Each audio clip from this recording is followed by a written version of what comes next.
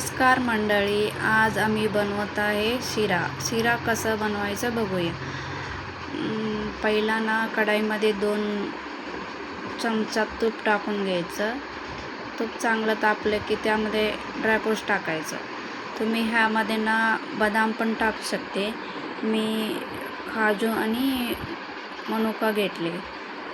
काजू आणि मनुका थोडं गोल्डन कलर होईपर्यंत भाजून घ्यायचं। भाजून एक प्लेटमध्ये काढून घ्यायचं। प्लेटमध्ये काढून घेऊन ह्या तुपामध्येच आपण ना रवा टाकूया।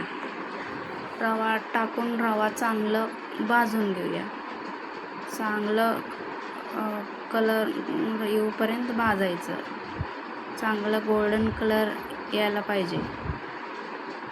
मग गोल्डन कलर आल्यानंतर ना ह्यामध्ये ना गरम पाणी टाकूया।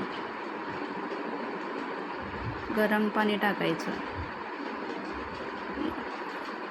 गरम पाणी टाकलं ना शिरा छान मऊ सॉफ्ट होते। मग गरम पाणी टाकून ना थोडं 2 मिनिट शिजू द्यायचं। 2 मिनिट शिजल्यानंतर ना मिक्स करायचं। मिक्स करून ह्यामध्ये ना साखर टाकायचं। 2 चमचा साखर टाकायचं। साखर टाकून मिक्स करायचं।